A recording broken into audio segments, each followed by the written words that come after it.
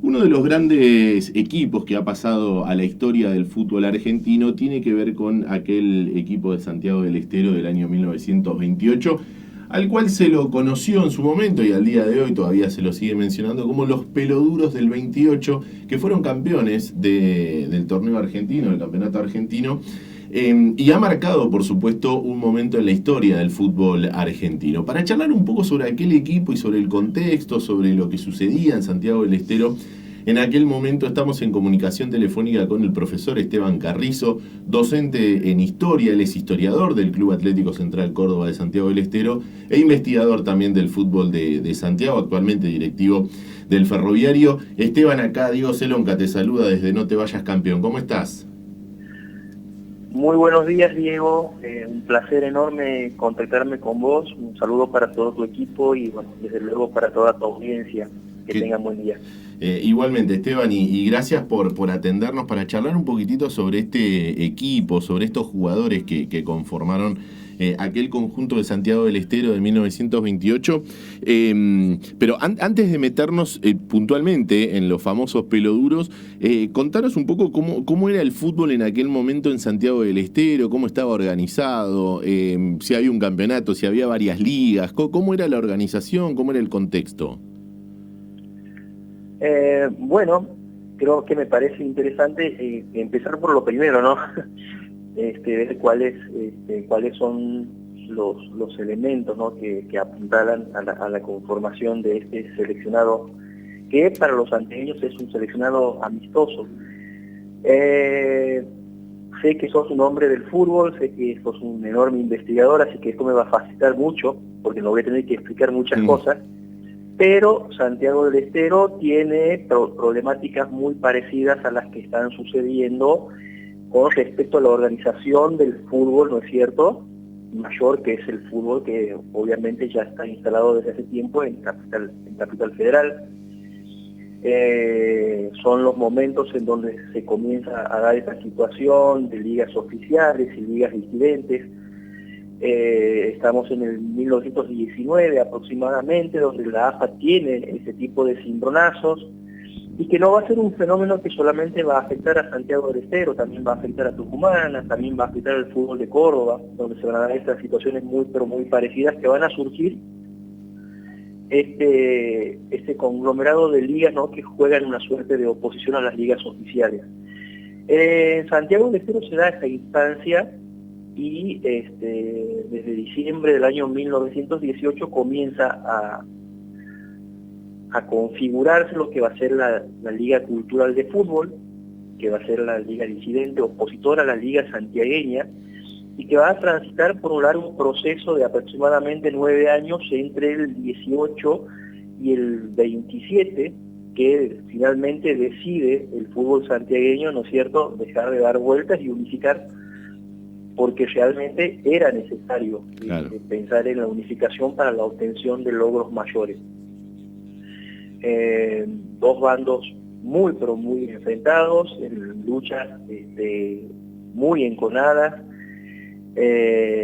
Por un lado, Mitre, que era uno de los clubes poderosos, encaraba esta lucha política, ¿no es cierto?, defendiendo a la Liga Cultural, y por otro lado el desaparecido Club Santiago hacía los propios por la Liga Santiagueña.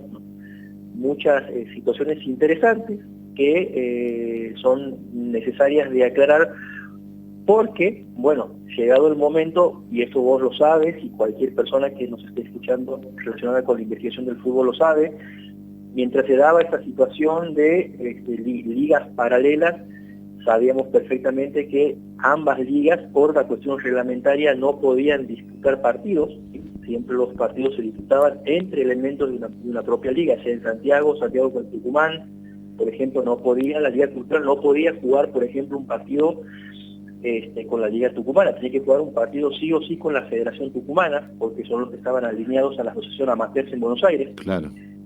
Y lo mismo pasaba con los jugadores, ¿sí? Y eso en alguna medida complicaba bastante en la organización, ¿no es cierto?, de estos teams, que desde luego a partir del año 1920 comienzan a formar parte de esta competencia nacional, ¿no es cierto?, llamado el Torneo Argentino de Campeones de Liga o el Interligas. Ahora, Esteban, escuchándote y pensando en esas fechas que uno pone siempre, siempre decimos lo mismo, ¿no? A nivel historiográfico, cuando uno se pone a estudiar, evidentemente no es tan lineal ni tan literal un año o una fecha, sino que son procesos, ¿no?, que se van dando. Pero indefectiblemente este equipo del 28 es hijo de esa unificación. Yo creo, bueno, en primer lugar, concuerdo plenamente con lo que vos planteas. Es completamente difícil, ¿no es cierto?, enumerar hechos de manera cronológica porque no llegaríamos nunca a ningún resultado investigativo. Yo creo que la fuerza de la historiografía naturalmente radica en analizar el proceso.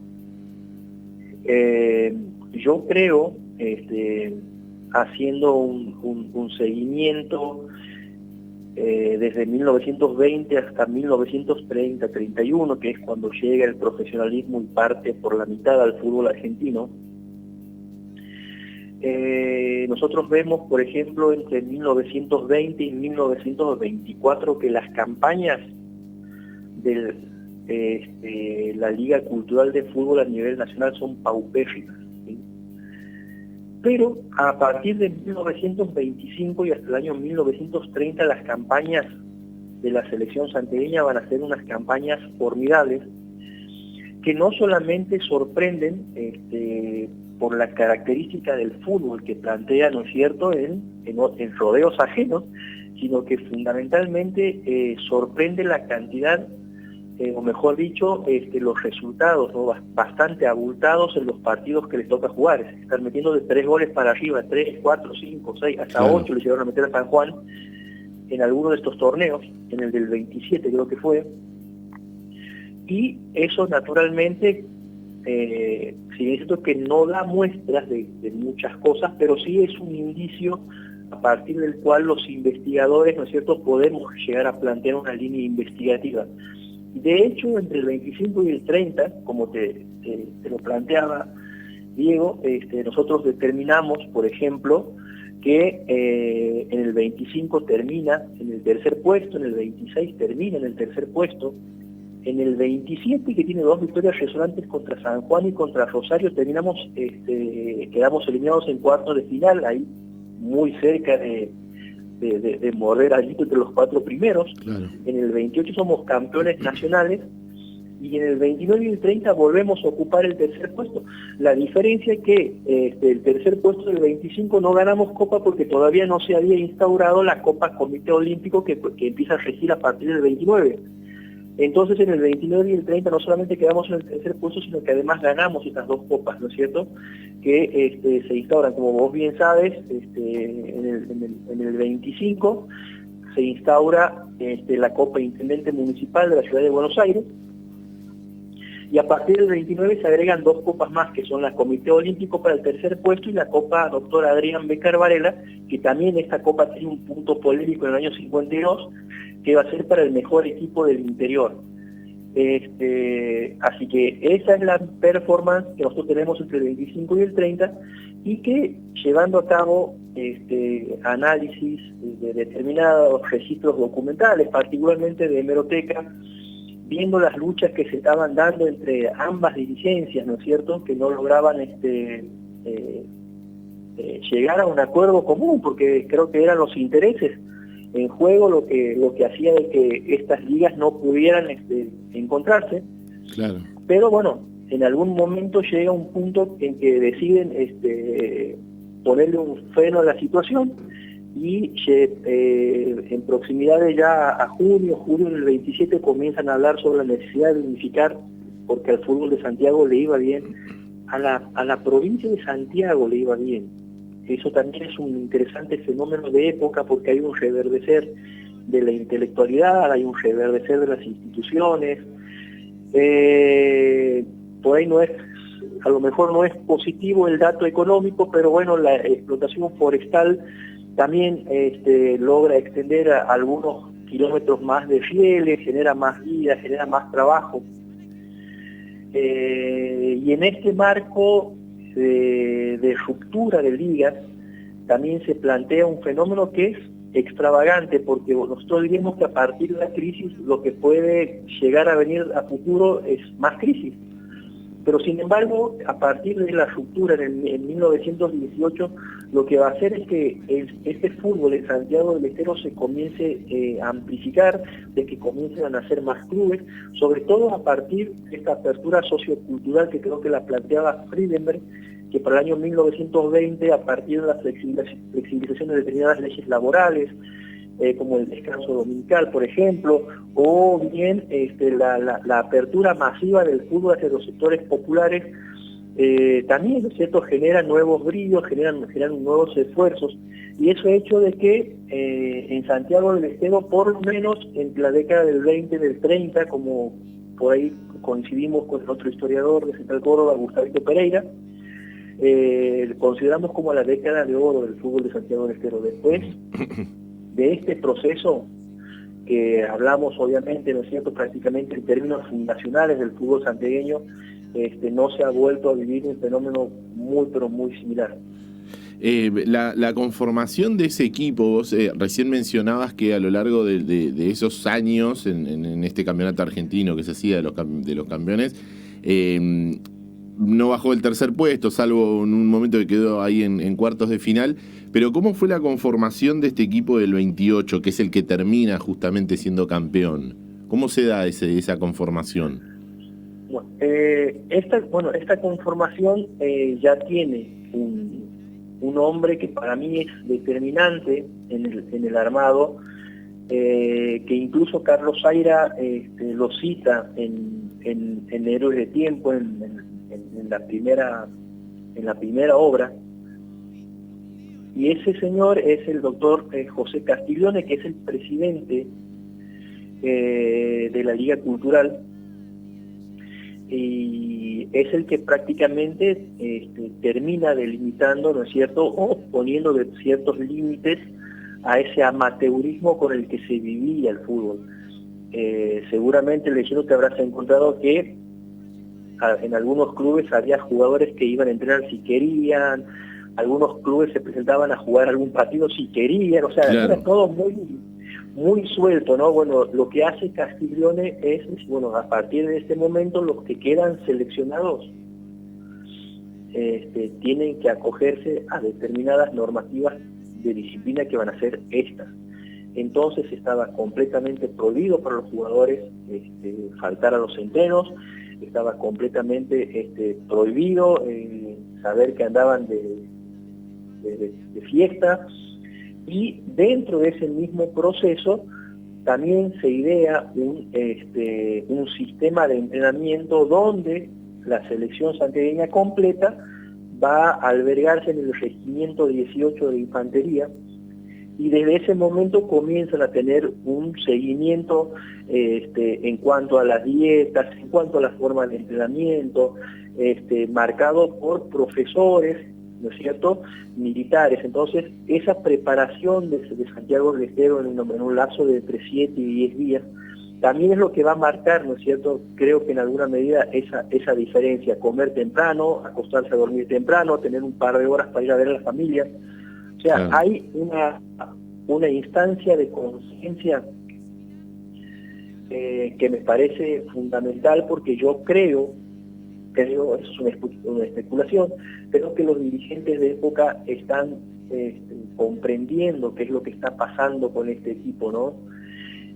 Pero que, bueno, necesariamente para poder hacer que las piezas se encajen, necesariamente se debía llegar a la unificación, porque por la Liga Cultural no prestaba jugadores, o la Liga Santiagueña también hacía lo propio, negándolos. Entonces llega un momento en que se da esa conformación, y esa es la selección que va a salir al Campeonato Nacional de 1928. Bueno, Esteban, no es casualidad, digo, entonces cuando uno empieza a investigar y empieza a analizar la previa, que haya llegado a ese resultado, teniendo en cuenta que el torneo ese, los partidos eran cada 2 o 3 días, digo, la cuestión física, la disciplina y demás, un poco también va de la mano a esto que hablábamos hace un ratito, ¿no? Ya, bueno, en el 31 es la profesionalización del fútbol, pero ya unos años antes se venía pensando y muchos clubes ya venían trabajando de esta manera, y esto que vos nos contás de la preparación me parece que va un poco también de la mano con eso. No, claro, definitivamente. De hecho, yo creo que el profesionalismo antes de instaurarse va dejando señales bien puntuales, como dicen los chicos de hoy en día, ¿no? Voy a hacer tal cosa, no vi nada, pero habrá señales, algo así, ¿no? Sí. Ya en el interior, en los diarios del interior, para el año 29, para el año 30, ya había artículos que, ¿no es cierto?, se pronunciaban a favor de, o mejor dicho, se pronunciaban en términos de novedad informativa, ¿no es cierto?, la posibilidad de una profesionalización. Yo creo que hay dirigentes que están necesariamente asumiendo esa situación, aunque después de unos años van a terminar reconociendo que no es lo más adecuado para el fútbol del interior, ¿no es cierto?, la profesionalización, pero sí, creo que mucho tiene que ver este proceso formativo con los tiempos que se aproximan, ¿no es cierto?, Claro. hablando en términos de época. Estamos charlando con el profesor Esteban Carrizo, docente en Historia, historiador del Club Atlético Central Córdoba de Santiago del Estero, también obviamente investigador del fútbol de Santiago. Esteban, ¿qué pasa con ese equipo cuando vuelve, con esos jugadores? ¿Cómo son recibidos? ¿Qué es? Obviamente no vamos a entrar en detalle de todos porque sería inabarcable, pero digo, las grandes figuras de ese equipo, ¿qué terminó pasando con sus carreras? Bueno, nosotros... a vos te toca muy de cerca por ser un hombre de Chacarita y vos hay nombres que los tienes muy presentes. Sí.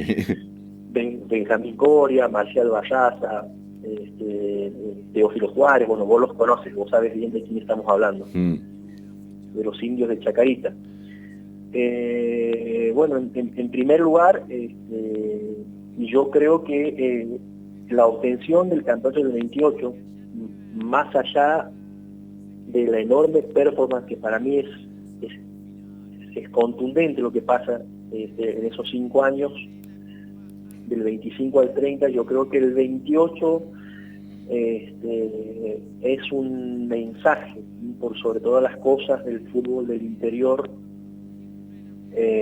para el fútbol grande. Es un mensaje que tiene doble fondo, ¿sí? Porque a la vez que va a ser bueno para el deportista como sujeto individual, no lo va a hacer tanto para las instituciones de las cuales participa, ¿no? Juan Bautista Bendo Trejo, arquero de Unión, Liga Santegueña, Tuti Medina Benítez en la Cultural, Alonso Cara, de Unión, también de Liga Santegueña. Bueno, un hermoso conglomerado de donde no solamente van a darle una gran noticia a Santiago del Estero, dando muestras de que el fútbol del interior vive, sino que hay un dato que para mí también es interesante que tengamos en cuenta, ¿no? Es que este seleccionado logra cortar con la hegemonía, tanto de capital como de provincia, que desde 1920 hasta 1927 habían sido los únicos ganadores de este tipo de competencias. Pero no cortan la hegemonía porque salimos campeones en el 28, sino que cortamos la hegemonía de ese fútbol rioplatense porque en el 28, vos sabrás bien, Santiago del Estero le gana 3-2 a Capital Federal, claro, adelante de su gente, y tomando en cuenta que con la salvedad de 2 o 3 nombres después, todo el resto de esa composición del fútbol porteño era la selección argentina. Partido se juega en cancha de River, si no recuerdo mal. Tiene esta selección santiagueña es que logra logra cortar, ¿no es cierto?, esa supremacía, y yo creo que no solamente pone en un valor muy elevado al fútbol del norte, sino que por sobre todas las cosas yo creo que dirigencialmente, al momento de llegar a concretarse la cuestión del profesionalismo, muchos de estos muchachos van a ser tenidos en cuenta precisamente, ¿no es cierto?, por la performance dejada en el año 28. Así va a suceder, bueno, que por ejemplo, segundo, Elita Luna, creo que debe ser el único jugador argentino que ha jugado en Newell's y en Rosario, y en Rosario Central, una rareza, aparte de participar en los Juegos Olímpicos de Ámsterdam en 1928, de salir campeón, creo que en el Sudamericano del 27 en Perú.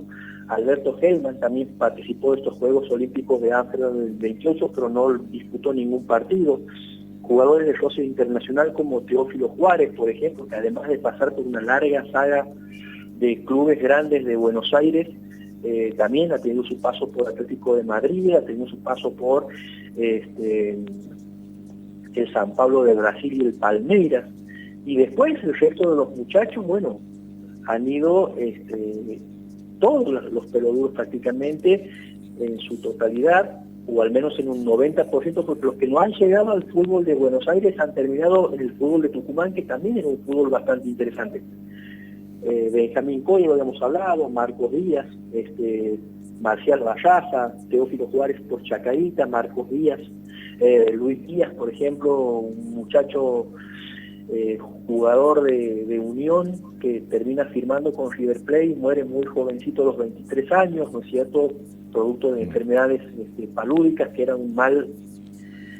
El paludismo y la enfermedad del Chagas eran dos cosas que por esos años estaban muy, pero muy presentes en nuestra sociedad.